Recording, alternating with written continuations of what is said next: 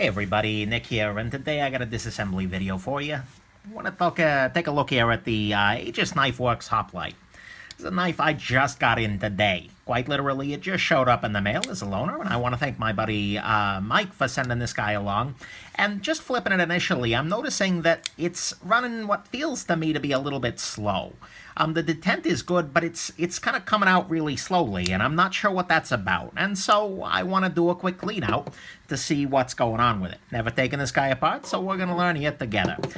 The one thing I have figured out already is that this is a Torx T8 sort of knife here, so I'm going to go ahead and start the disassembly by using these T8 drivers here to pop it out. Doesn't appear to be any Loctite on these screws. Useful information. File that away for later. Whoa there. Okay. So what I just noticed here, and what's making me go whoa there, is that these screws are differently long. This is a longer screw right here. This is a shorter one. It's not by much. It may not be a big deal, but I am going to orient those screws separately so that I know that this one goes on this side and this one goes on that side. And I got the pivot in that direction. So I'm going to put the pivot over there. That's a little thing, but it's something I want to remember. Also, I can remember that the middle one is the shorter of them. And at the very least, I can rewind this video and remember that. See, there are certain advantages. So as I'm doing this, I just realized that the pivot here is free spinning. So if I turn it, it turns on the other side here. So what I need to do is bust out my T8. Oh, there. Driver from this other. Put it in the back side here.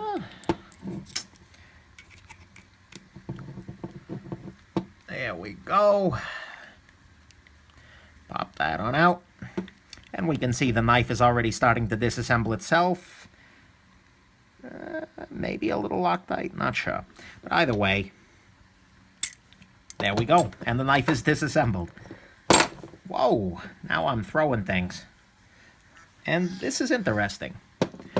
So, let's go ahead and take a look at the components here. We've got some bearings. They are mounted with the open side of the race facing towards the handle, which is fine.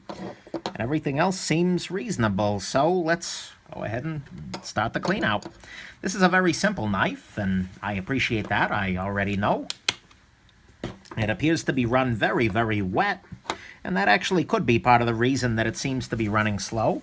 So I'll go ahead and try and soak up some of this oil first here. I assume it's oil. Maybe it's doesn't have a strong smell to it, so who knows. Clean off the stop pin there. Beautiful. Pop that off. I'll be cleaning the bearings separately here, but let's see if I can pop out the pivot. There we go. Come on, bearing. There goes the bearing. Clean this out here. One beautiful thing about this knife that I have noticed is that there is not a single hint of lock stick going on. That's a very nice thing, especially in a world where there's just so damn much lock stick out there. Drop the bearing. Now clean the blade and drop my screwdriver. Always a good idea. It's a little bit of gunk here, but it's honestly not as gunky as I expected given the action being a little slow. I figured I'd pop this open and find, you know, white lithium grease or something like that in here. But it doesn't appear to be. Oh, look, there's a detent ramp. That's kind of nice. Just makes it easier for the detent ball to slide up onto there. Those are increasingly common, I'm finding, and that's a beautiful thing. It's a nice idea, and it's a nice thing to do for the user of the knife. Beautiful.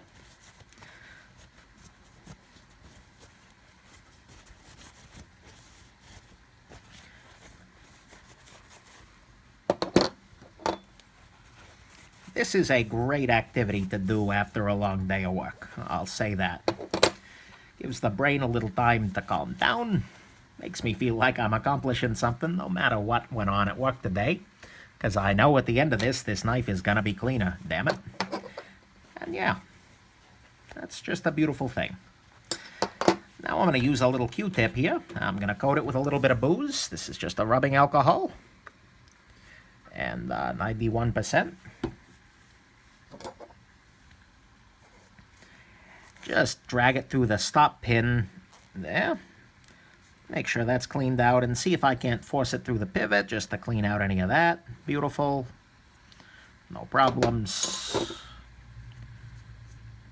Do this as well. And this, and then I'm going to use the other side just to get the corners of the bearing race there. There's always a little bit of schmutz that gets caught up in there. Beautiful.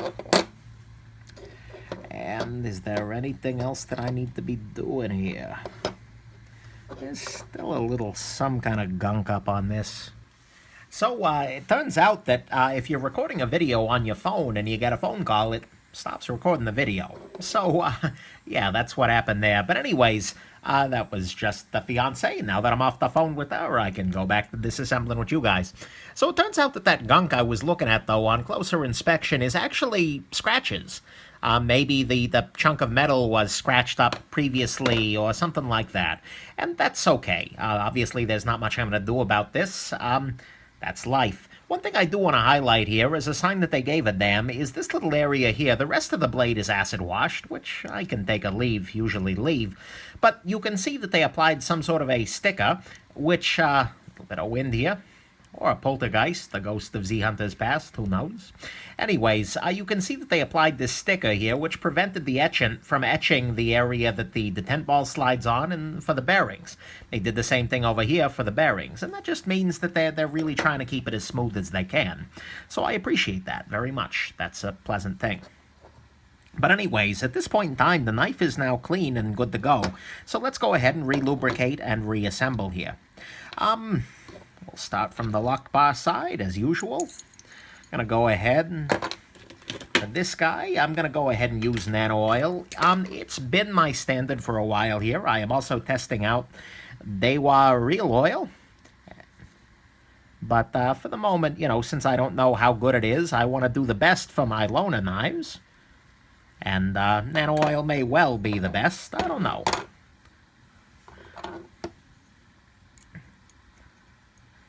I always try and return a Lona in at least as good a condition as when I got it. So I just applied a little bit of nano oil to the pivot itself, which will help to grease everything up. Now I'm going to put a little bit in the bearing race here. A little goes a long way. This knife was running really wet. A little wetter, honestly, than I like to see. And I wonder whether that could have been a part of the reason for it feeling a little bit on the slow side. If it was kind of drowning, so to speak. So there's that. I'm also going to go ahead and lube the detent ball track, and I'm going to do that using a thicker nano oil, the 85 weight, just because that sticks around a little more. There we go. And so now, use a little bit of the thinner stuff around there. Drop this guy. Oh, you little bugger. The pivot dropped out. That's okay. Pop this through. I am a big fan of a captive pivot for a variety of reasons, not the least of which that doesn't happen. And you don't need two drivers, etc. Not the end of the world, but so it is. So I'm going to go ahead and drop in the stop pin here. It's an internal stop pin, so you see it slides along like that. No problem. I'm going to go ahead and lube up a little bit right here. And, oh, yeah. That's a step I forgot. Darn it, guys. Hashtag not a brilliant man. I forgot to clean the bearing on that side. So I'm going to just pop the bearing off here. Yeah, I just wasted a little bit of oil, but that's okay. So all I'm going to do is run this guy around. And oh yeah, there is some gunk on there. So I'm glad I remembered to do that. In a practical way, is it really going to matter that that gunk is no longer on the bearing? No, probably not. And some of that would have been the oil I just put on there. But, I want to, again, I'm trying to do the best for my, for the people who loan me gear. Make sure that the knife gets back to them in as good a condition as I can muster. So I think that's running suitably wet now. Drop this back on there now that the bearing is clean there. And again, lube a little bit here. This guy I've cleaned. Now I'm gonna add just a little tiny touch of that oil up in here. I'm gonna make sure the stop pin seats, because that's gonna be a part of the game here. Come on.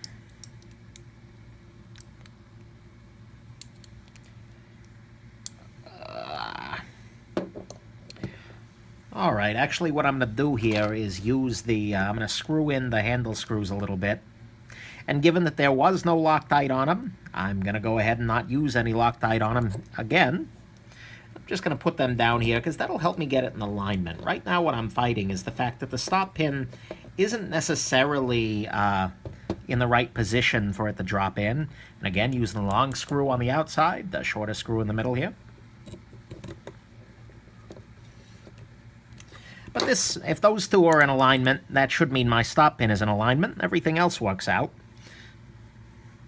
So I think we're all good to go there.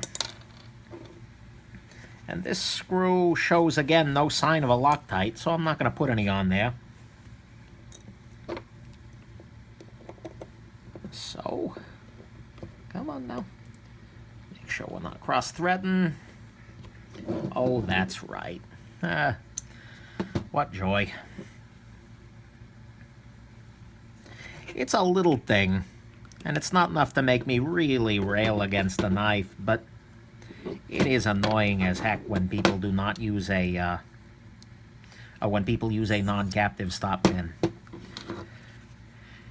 Sometimes you have to disengage the lock bar in order to really get everything into adjustment, so I just did that, and shut the blade. There we go. Everything's locked down now. Hey. Interesting. Still a little bit on the slow side, but that's not a problem. That's just a characteristic of some flipping knives. And this is all the way down. This is locked down here and is still running really nicely. So I think this is, you know, that's a good reason not to use the Loctite. Some knives you really have to kind of dial it in, but on this one you don't seem to. So that's nice. And on the whole, this was a very simple knife to take apart and put back together.